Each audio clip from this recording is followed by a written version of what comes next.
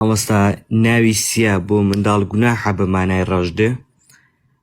والله قوربانگیان طبعا تۆ سەیری جوانی وشەکە مەکە، سەیری ماناکەی بکە. باشە سەیری ماناکەی بکە. مادام ماناکەی بە مانای ڕەش دێ گوناحە، یعنی کەسێک ناوی ڕەش بێ. بۆچی ناوی ڕەشە؟ وەنی چاوەکە بخۆی ناوەکە ئێرانیە، بخۆی ناوەکە ئێرانیە. یەگەم قوربانگیانی سا خەڵک فێر بوو، یعنی بە دوای ناوی فارسی ئاگەڕێ بێ ئەوەی لە ماناکەی بکۆڵێتەوە. جاری وایە مانایەکی زۆر ناشرینی هەیە. اینجا تۆ سەیری ئێستای ئەم مناڵە بکە، سەیری ئەوە بکە دوو ڕۆژ دەبێ بە دکتۆر سیا.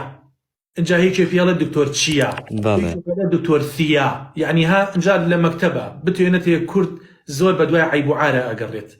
ئەم دوو ڕۆژتر ئەم کەسە ئەبێ بە موهەندیس، ئەبێ بە دکتۆر، یعنی با ناوێ بێ خۆی شانازی پێوە بکات.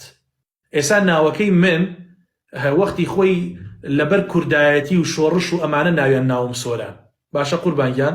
ئەها یعنی جاران ئاوا بووە ئەمەس بۆن و نەچوار براین، وەختی خۆی ڕێکیان خستووە ڕێک، ئەها ناویان ڕێ خستووە، ئاوا بووە سامان، سۆران، گۆران، بەرزان. ئیتر ئەو بەدوای ئەوەیان نەگەڕاون وتیانە مادام ناوەکان ڕێکە تەواوە قوربانگیان. ئێستا ئەو خانەوادانەیەکەوە یعنی گوێبیستی ئەم باسی منە بن، ئەزانن یعنی براکانی ئەوانش خوشکەکانی ئەوانش بەڕێکردن کردویانە. وی قوربانگیان بە دوای ناوێکا بگەڕێن کە مانایەکی جوانی هەبێ و لەسەر لێوش و لەسەر زمانیش خۆش بێت. یعنی ئێستا و ناوە گوناحە؟ ناڵێم گوناحە قوربانگیان، ناڵێم گوناحە، بەس بە مانای یعنی بۆچی ناوی ڕەش بێت؟ ئەم کەسە بۆ بە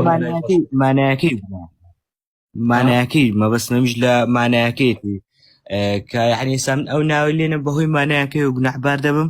نا بەهۆی مانایەکەی و گوناحبار نابی قوربانگیان، بەس یعنی ڕەش چییە؟ ئەگە دوو ڕۆژ پرسیاری لێکن بە مانای چی دێ؟ بە مانای ڕەش دێ.